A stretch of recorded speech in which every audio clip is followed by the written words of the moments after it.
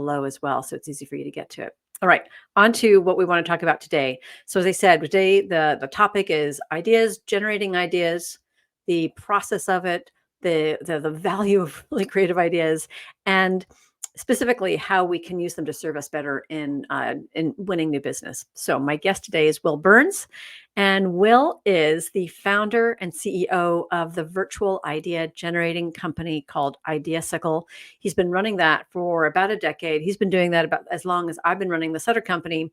But before that, like me, he was on the agency side of things, and he's worked with some of the best known, most creative agencies in the business, like Wieden Kennedy, Goodby Silverstein and Partners, those guys, and Arnold, which is where I met him when I was running business development for Arnold's media sister agency, then known as NPG, now known as Havas Media.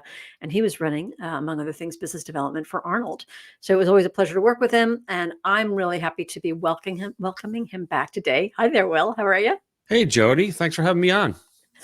So we have, we got together yesterday to do a little tech rehearsal, and what happened is exactly what happens with most of my guests. We're like, blah, blah, blah, blah, blah. I'm like, man, we're going to have so much to talk about tomorrow. And I've got a bunch of notes from that conversation. Usually what happens, I find, is we start out with the notes, and then like within 10 minutes, we're off on all sorts of a tangent. But, one of the things I think that we both wanted to talk about was the idea of creativity around how agencies can use their ideas to position themselves well. So let's just start with that, because I think that it does start with positioning. And you had some really interesting thoughts around agency positioning, and maybe even drawn from your experience working in the agency side, but now as an idea generator. Tell me what you see around the agencies that don't position themselves well, and maybe some that do, what the difference is. Yeah, it's sort of ironic because agencies, the number one piece of advice they give their clients is you can't be all things to all people. But when it comes to their own agency, they have a really hard time not trying to be all things to all people. And so that's the first thing. If I'm working with an agency, I'll try to point out that, stop saying things like everything under one roof. We can do it all. We'll full service agency. That's all fine, but it's not a point of view. Like, I'm not going to hire you for that, because you're admitting that you're a commodity. So what is it about your culture or about your belief system or about how you think about advertising that is different? Because if you can articulate that in a powerful way, then it can become the prism through which you communicate your RFPs, the presentations, how you talk about the same old stuff that every other agency has to talk about in a pitch. Now you're talking about through that prism of that big idea, that point of view. And as a result, the same old stuff sounds really fresh to a client because you're talking about it differently. Yeah, I talk about that with my clients as well. And sometimes it's, I find that it's kind of a deceptively simple shift away from talking about yourself to talking about the client. But it's not even talking about the client, because, I've actually seen agencies go overboard that way too, where they're like, okay, we learned our lesson. We're not going to talk about ourselves at all in this pitch. We're going to learn everything about the client, and we're going to go in and we're going to become 100% client centric. And the clients walk away saying, we learned nothing about this agency, and they told us a lot of stuff that we already know. So I often say it's this magical hybrid of describing your capabilities within the prism or within the context of the client situation, the client needs. Yeah. To that point, just to build on that, you want the client to think something that other agencies don't. And if in the pitch process, it's so early in the relationship, you could do all kinds of robust research, and you still, to your point, won't know as much as the client does. So you won't even impress them if you knock it out of the park in that regard. But if you can project a knowing of something about the industry that becomes your obsession as an agency, now you're interesting. Now a client is like, whoa, these guys seem to be on to something here. I want to learn more about that. And then you got them listening. Yeah. So I want to ask you a question. Sometimes what I'll recommend, so I'm interested in knowing if you validate this or if you think that maybe I'm not on the mark. So I hope you'll be honest with me. But what I'll often tell my clients is I think that marketers, that their clients, that their prospects are willing to give an agency the benefit of the doubt if they, so like, let's say, I'm going to take a really broad made up example. Let's say you're known for consumer packaged goods, but you want to go into automotive. So you know nothing about automotive or know little about automotive, but what you do know is a lot about selling to new families. I don't know, again, making Yeah, this sure. up. So if you know how to sell, I don't know, furniture or packaged goods or to new families, then how do you apply that knowledge, what you know about those ideal customer or those target customers to how you're going to have that you can help that automotive maker sell to families. And so you can go in there saying, look, we don't know that much about automotive. We don't claim to, but what we do know are these things. And here's how our experience could help you. And so even if you're off the mark a little bit with that client, I think that most marketers really appreciate it because now, again, within the context of their issues, you're telling them about how you can solve problems. And so they're learning about you through that prism. What do you Yeah, think? and hopefully, even if you don't have category experience, if you've got the client buying into this way of looking at the Yeah. world or looking Mm, at the advertising world or the profession, and they're intrigued by that, then they may give it to you that you may not know their industry yeah. per se, but they want that secret weapon anyway Yeah. because they want it applied to their business. Plus, a lot of clients don't necessarily want people in automotive, say, that are only automotive people Right. because they end up with the same old stuff all the time, and that Yeah. that can lead to sort of insular thinking. I mean, it does help. I have to admit, you do want to have some category expertise when you're pitching, especially. And that's Yeah. easy to get. I mean, you can freelance that with my company. I've got all kinds of different expertise behind. That's easy to get and sort of frankly easy to fake sometimes because you can do research to really sound smart enough so that the client is listening to your recommendations. Yeah. I remember once working at when I was running business development for VIA agency up in Portland, Maine, and we had an opportunity through one of the top search consultants. It was actually, we didn't have an opportunity. I knew about a pitch that he was running, and it was for a luxury automotive brand. And we had just finished pitching Mini, and we had come in like a close second, and we almost got the business. So we had a lot of new knowledge, and we had some momentum behind us, and I tried really hard to get us in the pitch. And it's interesting because I sort of pushed the idea, hey, fresh ideas, fresh perspective. And he said, I really appreciate that. However, for this business, we need someone 3 times the size of your agency. And here's why. And it actually had to do with some real operational issues that I just, as a small Portland based agency, we couldn't actually match for them.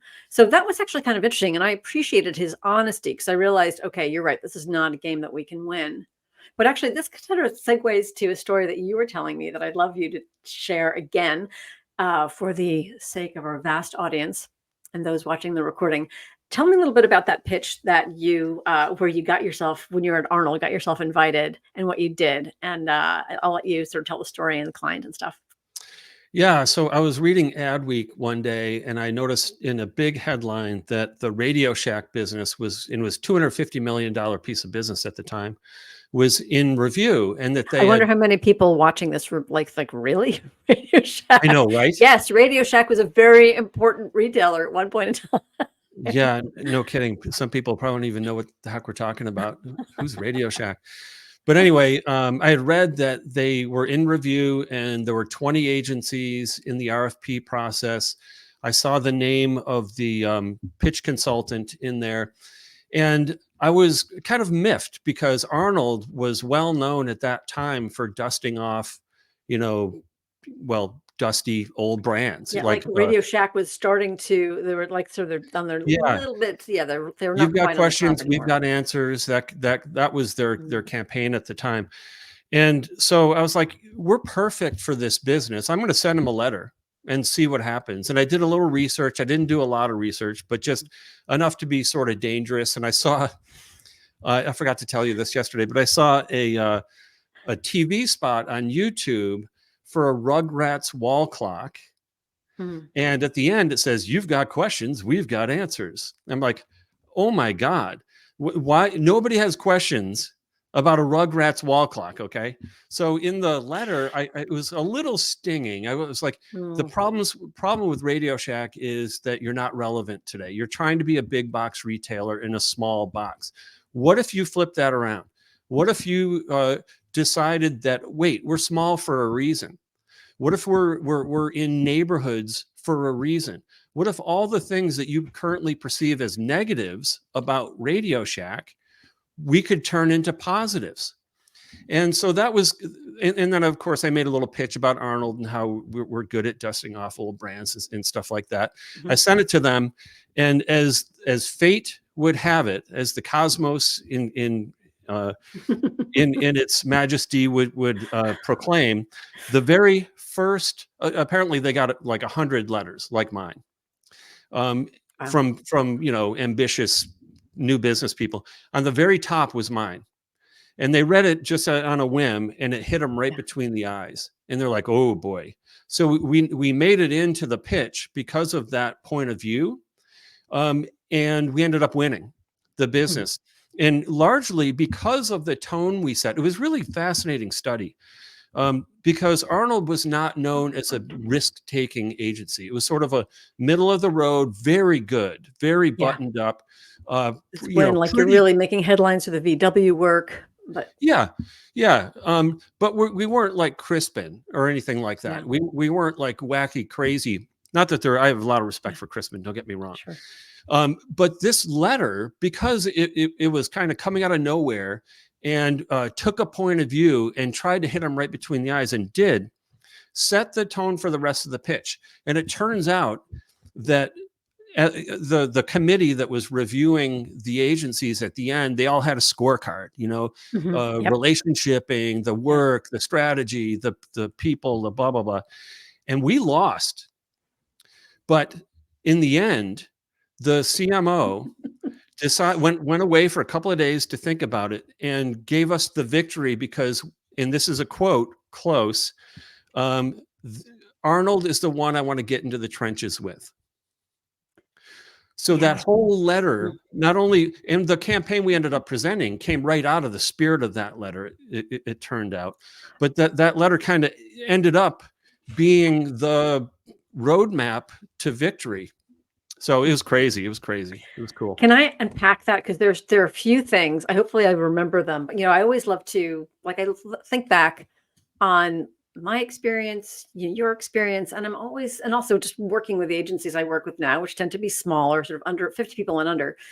And I always think, okay, well, what kind of lessons are there for a small agency? And there are a few that I think are super important. Number one, there's a difference. So you didn't go in and create spec work and say, let's stay up all night or work all weekend and come up with some beautiful designs to get their attention. But you did come in with some original thought. But I mean, how long did it take you to going back to what we're talking about before? It was thought from a perspective that Arnold was already taking about how you revive dusty brands. Tell me a little bit about coming up with some of those ideas. Well, that was just what we were known for. So to me, that justified the letter, and it justified the tone of the letter. Yeah. And I'm probably communicating it in a way that sounds way more angry than it actually was. It was a very, polite, nice letter. Yeah. I have it on my website somewhere. I love the fact it had a strong point of view. And I love the fact that it may have been a little scolding. No, totally. That was brave. Totally. And this is a tactic. This is a nice little tip for small agencies, that if you see what I would call a marketing crime out there, send them a letter. Yeah. Get your team together for 1 hour, brainstorm ideas, because way more than you think you do about everything in the advertising business. It amazes me how agencies, when they're in pitches, they feel like they need to go out and do research to figure out what they already know. Yeah. Trust your guts and write a point of view and send it to the CMO or the CEO or whomever. I've done that in the past and posted blog posts that basically say, here's what the crime was. Here's the brief that Yeah. I would put a team on if you were to hire us. And, call to action. If anybody knows anybody at this place, please send this to them. And I actually did get, the odds of success are very low, but what the hell? What have you got to lose? Right. Nothing. Yeah. Then that's how I felt about the RadioShack letters. Like, we're already not in the pitch. What are we going to be less in the pitch if I send this? So then the way you want it, well, there are probably lots of things that you did to close the deal. But, one of the things I wanted, so when you were talking about how you won it and how you scored low, but the CMO was like, I want to be in the trenches with those guys. The first thing I thought, I got a little bit nervous because I thought, what's going to happen is people listening to this are going to be like, yeah, chemistry, that's what wins the day. And I've developed a real problem with this notion of ultimately it's about the chemistry, because I think that chemistry, yeah, you want to have a good working relationship, but you know what? I also think that you can be the biggest jerkwad and come in with a brilliant idea. I mean, lots of really obnoxious creative people have won business because they're freaking brilliant, right? Yeah. Not bad because there's good chemistry. So I caution agencies about, well, we just have to get in the room and we'll show them how friendly we are. But what you also did do, what I also think agencies do that can drive me nuts, is well, I'm guessing, but I'm assuming you also didn't go in and say, hey, look, we are courageous and we're going to work hard and we're reliable and all those things that you want in someone who you are in the trenches with. But rather than say that, I bet you demonstrated it from the very first with writing that letter. And so you demonstrated and you allowed the CMO to draw their own conclusion. I want to be in the trenches with them, rather than saying, we'll be in the, like, we're going to be a great trench bait. So like, there's a difference. So show, don't tell, allow your clients to create that and build an impression, allow them to reach their own conclusions. Yeah. And I think chemistry is only part of it and probably not the most important part of it. To me, what we showed was potential. We showed that we could be scrappy, that if we saw something, we would go after it. And they were in a bare knuckles war in retail and kind of struggling for their lives. They needed a fighter. You know what I mean? They needed somebody who was going to have a strong point of view, is going to be able to help them through the ups and downs of retail. So while the chemistry with our team and theirs was very good, I'm sure it was really good with Chiat Days and Carmichael Lynch and whoever else was in the pitch. I can't remember. But to the point about chemistry, just one quick aside. I find that, and this is a nice tip for smaller agencies too, that chemistry with a client starts with the chemistry between your team. Yes, I agree. If you're all getting along and you're all kind of finishing each other's sentences, even cutting each other off or busting each other's chops in the middle of the meeting, then you become a club that the client wants to be a part of. And that it can be very powerful too. But to me, the RadioShack thing was much more about, it wasn't so much about chemistry, which to me is sort of superficial. It was about the potential that we just oozed on behalf of their business. You know, it's funny, like a sad story. We lost, this is when at MPG, we actually lost a pitch for Cadbury because we showed such bad chemistry among ourselves in the meeting. So, we submitted the initial RFI response and we went in as the favorite. And so I'm going to give myself and my team pat ourselves on the back, because a lot of it was me and my new business colleagues saying, what kind of response can we create that's really going to show them how much we want this business? And then I think we felt there was so much at stake that unfortunately, I guess everyone was a little bit anxious. And I actually wasn't in the room, but I remember hearing about it afterwards. And I remember the search consultant on that one. She was like, what happened? But yeah, rather than finishing each other's sentences, people were cutting each other off and like giving them like dirty looks because they were going on too long. And Oh God. oh my God, it was so painful. And anyway, yes. So it's yes, the chemistry between the team. And so I guess it's also wow, we're really also going off on tangents. I guess it's also where a leader, whether in a bigger agency that might be someone like you or me in the new business role, or in a smaller agency like the CEO or someone, it could be junior too, but someone has to be willing. It's like the emperor has no clothes, willing to go in and say, we need to do a better job of looking like we are a cohesive unit or the cohesive unit that we are, and maybe challenge top leadership to take a step back and get better at that. What do you think?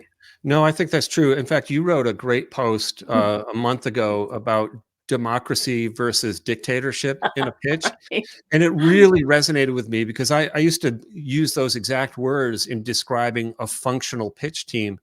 Yeah. And what I mean by that, and what I think you meant by that is, when you're in a pitch, you have deadlines and they are hard deadlines. They are not movable. And so you got to have the ideas when the Mhm. presentations come. So let's be democratic. Let's have our brief. Let's come up with ideas. But as soon as we've got one that we like, then it's about beating that idea. This is the idea until we come Yeah. up with something better. And it takes that kind of leadership to pin that idea up there and say, okay, you can keep coming up with ideas, but if you don't beat that, we're, uh, uh, Yeah. we're going in with that idea. So it's a combination of, yes, bring the ideas in, but then you got to make a decision. Because Yeah. if you go in mealy mouthed or political and worried about what other team members are going to think, it's not about that. It's just about winning the pitch. All you Right. got to do is focus on winning the pitch and having the best idea you can possibly have. And that requires democracy to a point, and then dictatorship to get it Mhm. over the Yes. end zone. So we're already 25 minutes past the hour and you Oh my can talk gosh. about ideas. So I want to segue there. You often perfect segue ideas. So ideas for a pitch, ideas for client work. You know, you started a business to help in agencies and in-house agencies as well as independent agencies or out of house agencies develop ideas. Talk about that a little bit about, like the pressure that sometimes agencies feel, especially in a new business situation, and how your approach helps to alleviate that a bit or a lot. Yeah. So agencies, it's not unusual for agencies to bring in freelancers when they have Mm. pitches because everybody is stretched too thin, Yeah. especially these days, and it seems to get worse every year. What I've created is a virtual access to tier one creative talent that these are all Mm. people that I met at Wyden Kennedy, Goodby, Arnold, Mullen, all Yeah. these different places. They're all awesome freelancers. And we've got about 40 plus of them now. And what an agency can do is subscribe to Ideasicle X and run their own idea projects through the platform. It's super easy to do. Or just call me and I'll do it for you. And I'll come back to you in 3 days with 20 plus Yeah. ideas that can jumpstart your pitch. Because the hardest part, especially when your team is strapped, is coming up with that original germ of an idea that could lead to something. Well, what Yeah. if you had 20 of them or 25 of them in 3 days? Now you're starting with something and not starting with nothing. And so I would have loved to have this tool back when I was Yeah. at Arnold just to get the team moving more quickly. Because again, it comes back to not having enough time. And it's not necessarily replacing the team. I asked you this yesterday. Are there creative teams that feel like this is sort of stepping on toes a little bit, that you're sending idea generators into their territory? How do they feel about this? Yeah, I mean, no different than they would if they brought in a freelance team. I mean, those Yeah, people don't it work happens all with the the time. agency either. And our agenda is not anything but help them win the pitch. And if it means they outsource these ideas, they are still the curators. They're still the boss. Right. They still Yeah. decide which ideas are going to go in with, and the creative process will continue from what we give them, which is just the germs of the ideas. They will then go have fun with it and make Yeah. it their own. What's a little bit like that idea that the idea that ideas could come from anywhere, and it's the talent is really in recognizing them and then growing them, building on them. Yeah, they're like energy, Yeah. and if you Yeah. resonate with it as a creative team, it's like, ooh, then all of a sudden you've got all the energy you need to develop it. Do you think it also helps that your team, I mean, they're under a certain amount of pressure, I know, because your clients are paying you to come up with ideas with a certain amount of time, but it's probably a different type of pressure than, say, an in-house team feels when there's a big pitch on the line. Um, does that help where maybe there's a little bit more sort of psychic freedom Well, amongst your team to think big?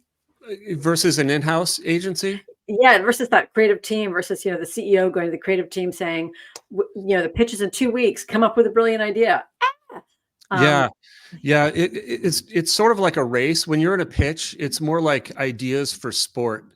You know what I mean? As opposed yeah, to for your job. You're yeah, in the Olympics and you have to yeah. beat Russia Mhm. at idea generation. With in-house agencies, it's actually a different dynamic because they're not competing against others. They just need ideas for a campaign, and they Mm, might not even tell their clients, their in-house clients, that they're using us. Because we're just there to try to support them to make them look good. So they go in. I don't care if they say that they came up with all of those ideas that they present. We're just there to help. And so the in-house yeah, agency dynamic is slightly different, and a little bit more guarded, but they know that we're not a threat. We're not an agency of record. We couldn't possibly, we don't execute the ideas. So we're not a threat to them, but we can get them the outside perspective that they need. right. And you work with both in-house agencies as well as non-in-house agencies, but is it true that you work with more in-house agencies than not? That they've really embraced this idea?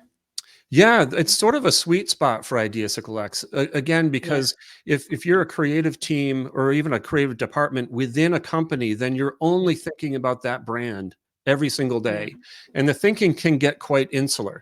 yeah, So having a Ideasicle X where you can throw a project out to us and have us think about it, we're yeah, not in the day to day, then it gives them that outside perspective that they might not otherwise have gotten, and in yeah. a very non-threatening way. It's interesting. This is maybe not necessarily what like folks who are listening to this are going to really want to take away from this, but what you're also telling me is that this idea of the in-house agency, and it's probably here to stay. I mean, everything's cyclical in our business, but it's here to stay for a while longer, certainly. And they're learning the leaders, the people who are running these in-house agencies are learning how to both, get the job done, sort of have smooth, efficient operations, which is one of the big benefits of an in-house agency. But also, they've discovered resources like yours to tap into those big ideas from people at ex Wyden people and ex Arnold people, and that's interesting. I think that's certainly an important thing for smaller independent agencies to be aware of. Yeah, I mean, in-house agencies are cool now.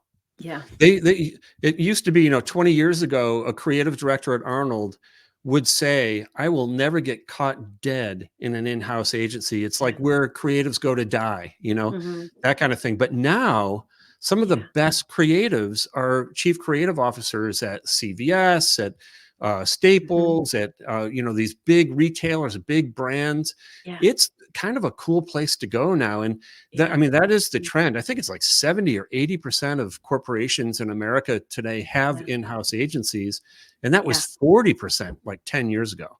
Yeah.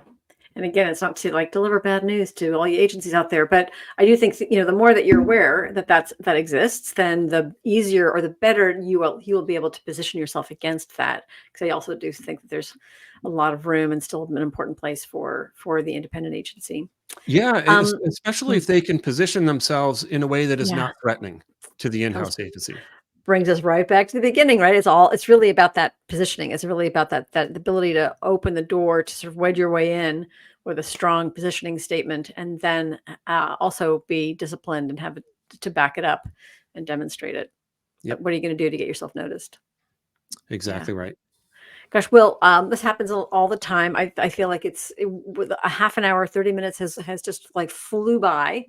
In fact, we're over 30 minutes. But tell us a little before we go, because I know folks need to, if you're here in the East Coast, people are getting back to their afternoon work. If they're on the West Coast, they're starting their morning.